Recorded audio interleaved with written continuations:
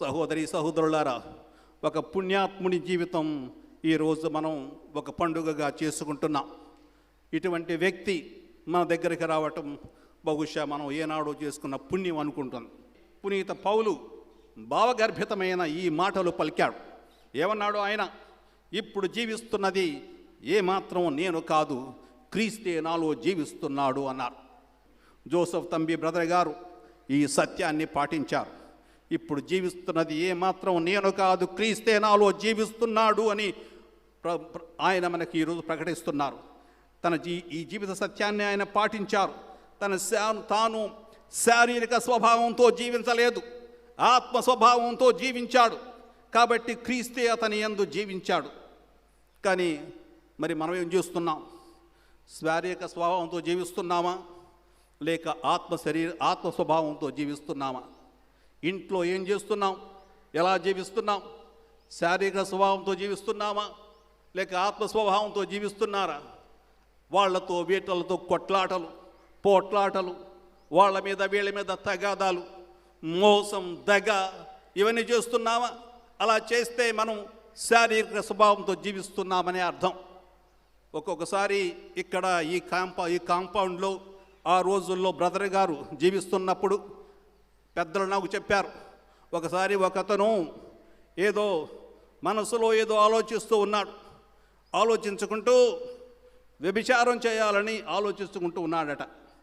ఒకటి తిరుగుతూ ఉన్నాడు అటు ఇటు, ఏదో పిల్లిలాగా తిరుగుతున్నాడు అటు ఇటు.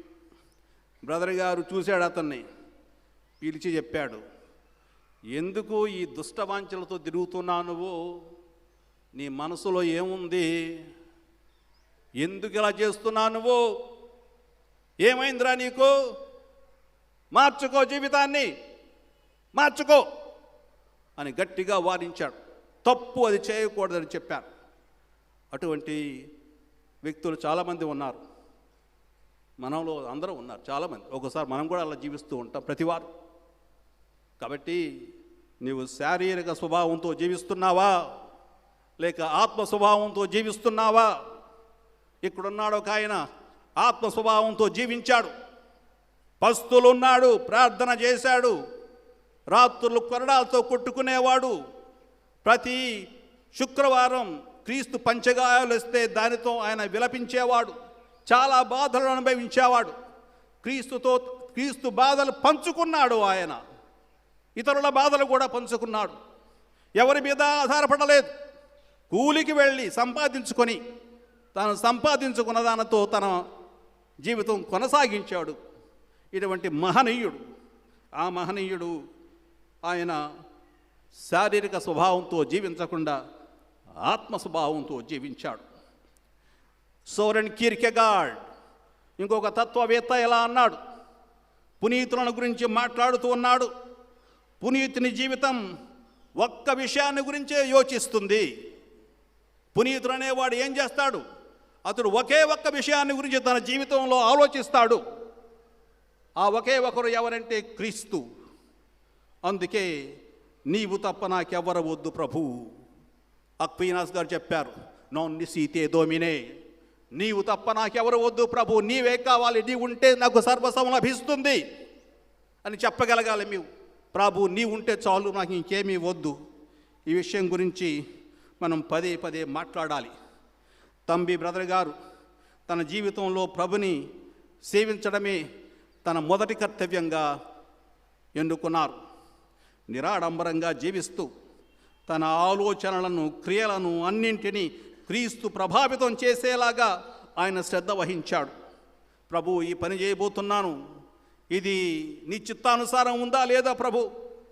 ఉంటే నాకు తెలియపరచు, అప్పుడే ప్రభావితం గావించు, అప్పుడే నీ పని చేస్తాను. తాను వినయవంతుడిగా బ్రతికాడు. చాలా వినయశీలి. ఒకవేళ అప్పుడు కల్దరారో ఫాదర్ కానీ, రాసి ఫాదర్ కానీ, మిగిలిన ఫాదర్ ఎవరైనా సరే, ఆ మిషనరీ ఫాదర్లు గట్టిగా మాట్లాడితే తల వంచుకొని ఉండేవాళ్ళు, ఏం తిరిగి మాట్లాడేవాడు కాదు.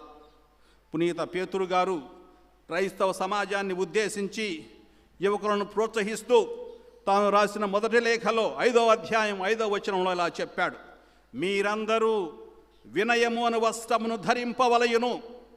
దేవుడు అహంకారులను ఎదిరించి వినయశీలులను కటాక్షించును అని చెప్పాడు. మీరందరూ వినయము అనే వస్త్రాన్ని ధరించాలి. దేవుడు అహంకారులను ఎదిరించి వినయశీలులను కటాక్షిస్తారు అని చెప్పారు. అటువంటి వినయం బ్రదర్ గారి సొంతమైంది. సామెతల గ్రంథం 11వ అధ్యాయం 2వ వచనంలో చదువుతున్నాం. పొగరుబోతునకు అవమానము తప్పదు, వినయవంతునకు విజ్ఞానం అలవడును అని చెప్పాడు. ఎవరైతే పొగరుబోతుతనంగా ఉంటారో వాడికి అవమానం తప్పదు, కానీ వినయవంతునకు విజ్ఞానం అలవడుతుంది. తంబి బ్రదర్ గారు వినయాన్ని ఎన్నుకొన్నారు. అలాగే మత్తయి సువార్తలో ప్రభుని బంగారు వాక్కులు, భారముచే అలసి తొలసి ఉన్న సమస్త జనులారా నా యొద్దకు రండి, మీకు విశ్రాంతినిచ్చేదను. నేను సాధుశీలుడననియు వినమ్ర హృదయుడననియు నా నుండి నేర్చుకొనండి. ఈ విషయాన్ని బ్రదర్ తంబి గారు ప్రభు నుంచి నేర్చుకున్నారు. క్రీస్తును అనుసరిస్తూ క్రీస్తు వినయాన్ని అలవరుచుకున్నాడు జోసెఫ్ తంబి బ్రదర్ గారు. మీలో సహోదరి సహోదరులారా, ఇంకొక విషయానికి వెళితే, ఒక్కొక్కసారి మనందరం ఎప్పుడు మన స్వార్థాన్ని కోరుకుంటూ ఉంటాం. బహుశా మీలో కొందరు సర్ థామస్ మోర్ ఆ సినిమాను చూసే ఉంటారు. ఫాదర్ బహుశా చూసే ఉంటారు. సిస్టర్స్ మామూలుగా కాన్వెంట్ల్లో, సెమినరీస్లో ఈ రోజుల్లో మనకి ఇంటర్నెట్లో కూడా వస్తుంది. A man for all seasons, a man for all seasons. ఇది సర్ థామస్ మోర్ జీవితాన్ని గురించి. ఇందులో ఒక సన్నివేశం ఉంది. అప్పుడు సర్ థామస్ మోర్ గారు 8వ హెన్రీ రాజు ఆస్థానంలో పనిచేస్తూ ఉండేవాడు ఇంగ్లాండ్లో. ఒక సన్నివేశంలో అప్పుడే కేంబ్రిడ్జ్ యూనివర్సిటీలో చదువులు ముగించి ఉద్యోగాన్వేషణలో ఉన్న ఒక యువకుడు, అతని పేరు రిచర్డ్ రిచ్. ఆ యువకుడు వచ్చి థామస్ మోర్ దగ్గరికి వచ్చి, ఉద్యోగ అవకాశాలు ఏమైనా ఉన్నాయా, ఇక్కడ రాజుగారి కొలువలో ఉద్యోగ అవకాశాలు ఏమైనా ఉన్నాయా అని ప్రశ్నిస్తాడు.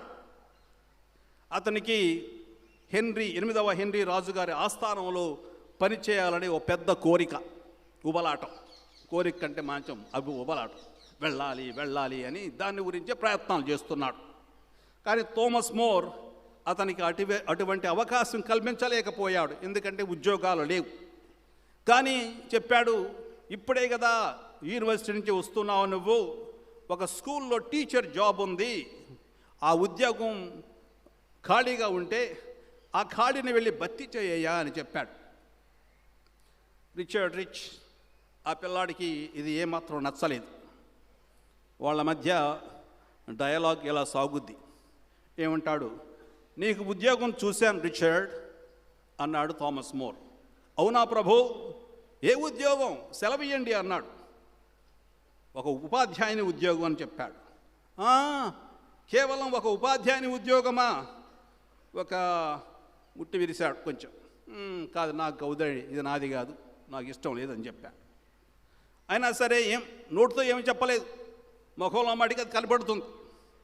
ఆస్థానంలో పనిచేయాలని కలలు కంటున్న ఈ యువకునికి ఒక చిన్న మందలింపు మాటను పలుకుతాడు అప్పుడు థామస్ మోర్. చూడు, నీవు ఉత్తమ ఉపాధ్యాయుడిగా పేరు తెచ్చుకోవచ్చు, పనిచేయ, అక్కడ ఒక ఉత్తమ ఉపాధ్యాయుడిగా పేరు తెచ్చుకోవచ్చు, పని చేయమంటాడు.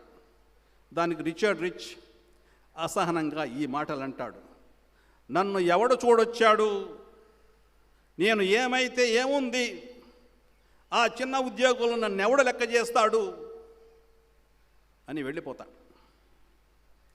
ఇది ఈనాటి పరిస్థితి. మనుషులు కష్టపడి పని చేయాలని మనుషులకు లేదు. నేను ఏదో పెద్ద ఉద్యోగం సంపాదించుకోవాలి, చిన్న ఉద్యోగాలు చేస్తే నన్ను ఎవడో లెక్క చేయడు. తంబి బ్రదర్ గారు ఆ మాట అన్నారా? దేవుని సేవకుడిగా తను వచ్చినప్పుడు ఈ మాట అన్నాడా? నేను అక్కడికి వెళితే కేసరపల్లి వస్తే మొట్టమొదట వాళ్ళు ఎవరు గుళ్ళోకి రానివ్వలేదు, మాస్టర్ గారు రానివ్వలేదు, రాళ్ళు వేశారు, వెళ్ళిపోమని చెప్పారు, పిచ్చివాడు అన్నాడు. కానీ తంబి బ్రదర్ గారు వాళ్ళతో మాట్లాడి తను ఎవరో తెలియపరుచుకున్నాడు. నిదానంగా వాళ్ళకి ఆయన మీద నమ్మకం కుదిరిన తర్వాత ఆయన అక్కడ ఉంచారు. ఆ తర్వాత ఇక్కడికి రావటం ఆరంభించారు. ఇక్కడికి ఆరంభించి తర్వాత అందరినీ గుడికి తీసుకువచ్చి, ప్రార్థనకు తీసుకువచ్చి, పూజకు తీసుకువచ్చి వాళ్ళందరికీ సహాయం చేశాడు తంబి బ్రదర్ గారు. కాబట్టి సహోదరులారా, నేనెక్కడో పెద్ద అంతస్తులో ఉండాలి అని చాలామంది గాలి మేడలు కడుతూ వాస్తవాన్ని మర్చిపోతూ ఉంటారు. ఇది కూడా ఇందాక మనం చెప్పినట్లు ఆ ఈగో డ్రామాలోని భాగమే. అలా ఉంటే మనం ముందుకు రాలేం, జీవితం ముందుకు సాగదు. కాబట్టి ఈరోజు పునీతుడంటే ఎవరు?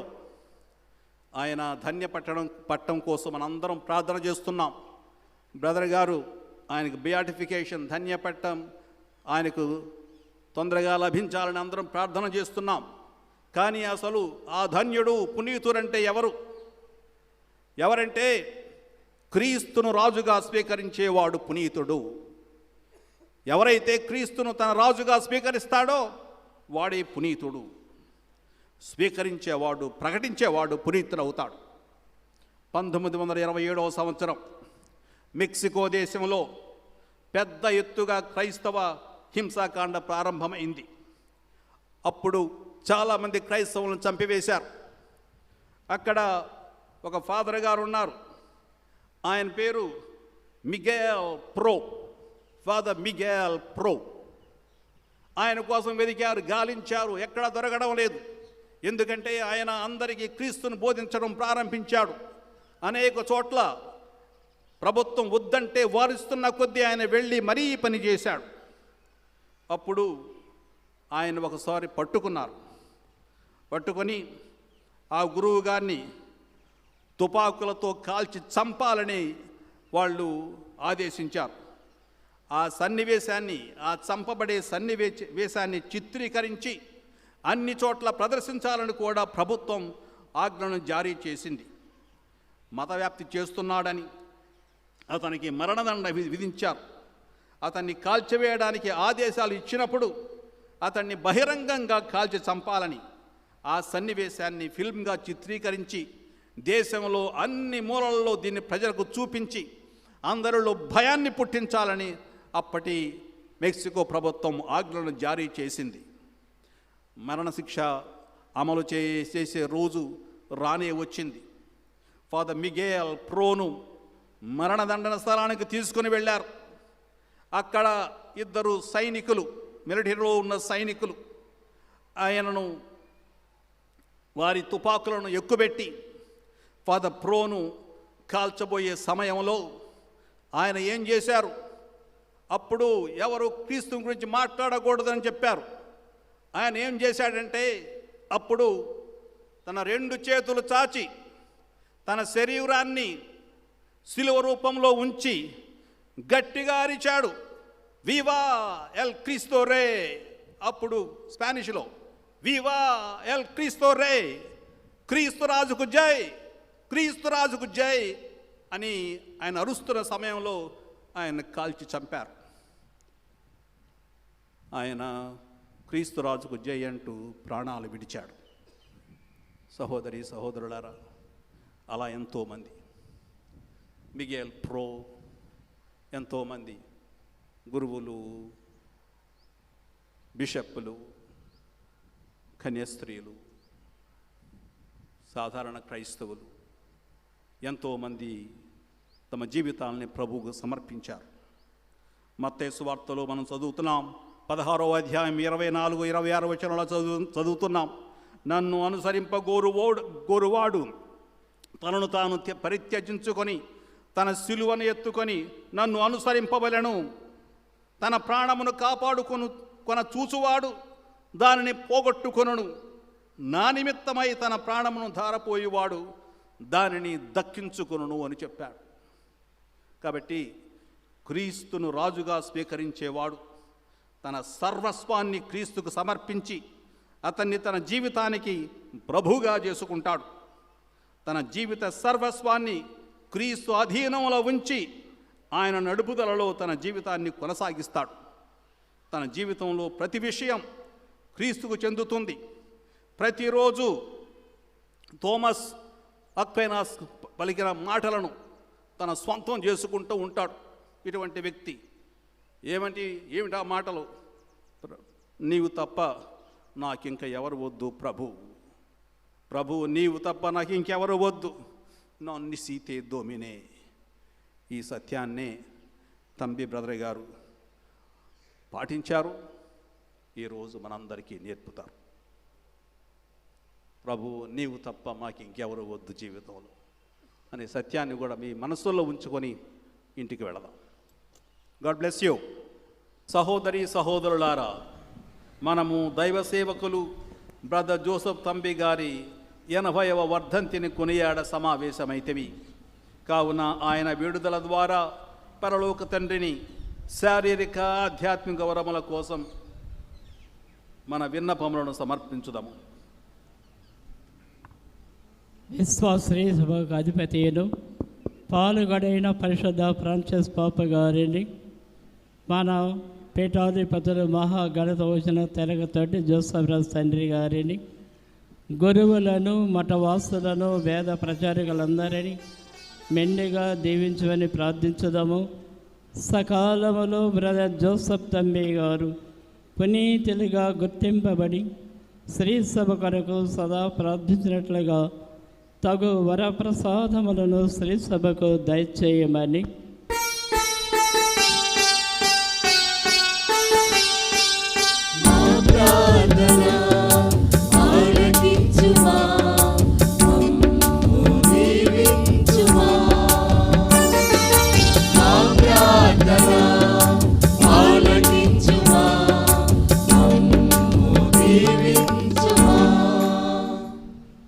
మన భారతదేశం కోసం ప్రార్థించుదాము. ప్రజలందరూ వివిధ సంస్కృతుల కలయికగా కలిసిమెలిసి ఒకే వసుధైక కుటుంబంగా జీవించాలని, అందరూ పరస్పర గౌరవ మర్యాదలు చూపుచూ ప్రపంచ ప్రజలందరికీ ఆదర్శ దేశంగా వర్ధిల్లుతూ ప్రజలందరూ సుఖ సంతోషాలతో నిత్యము జీవించాలని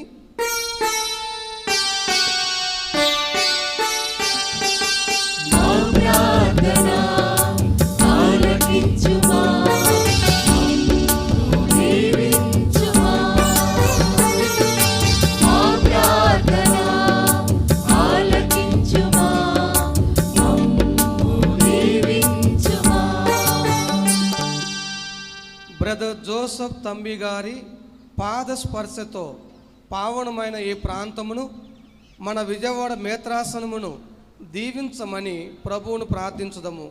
బ్రదర్ తంబి గారి మధ్యస్థ ప్రార్థన ఫలమున విశ్వాసులందరూ ఆయన చూపిన ఆదర్శమును, ప్రార్థన, సేవ, త్యాగము, విశ్వాసము, నమ్మిక, దైవ ప్రేమ అను సుకృత పుణ్యములను అలవరుచుకొని పరిశుద్ధులుగా జీవింప శక్తిని భక్తులందరికీ దయచేయమని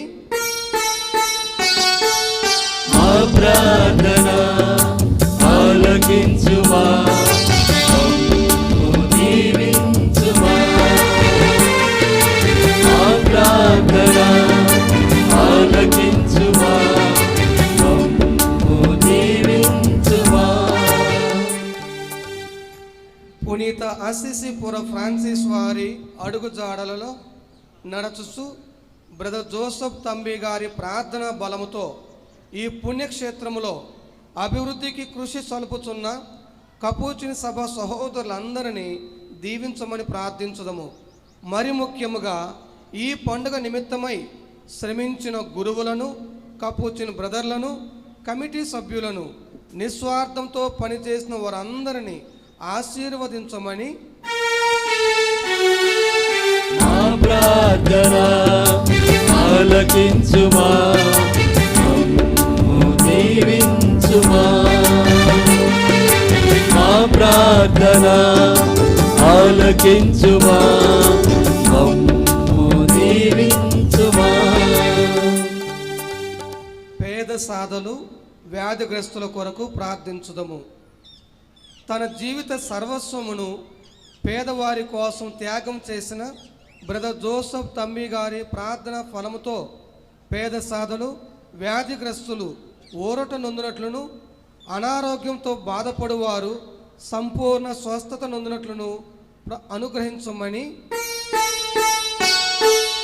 మా ప్రార్థన ఆలకించుమా,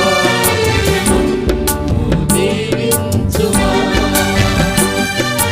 మా ప్రార్థన ఆలకించుమా, దీవించుమా. ఓ ప్రభువా, నీ ప్రత్యేక దీవెనలను పొందుటకు ఈ పుణ్యస్థలికి చేరుకున్న నీ భక్తుల మనవులను ఆలకించి వారిని అన్ని బాధల నుండి విడుదల చేయమని, అన్ని వ్యాధుల నుండి వారికి స్వస్థత చేకూర్చమని, అందరికీ ఆయురారోగ్యములు ప్రసాదించమని మా ప్రభు అయిన క్రీస్తు ద్వారా మనవి చేయుచున్నాము. ఆమేన్.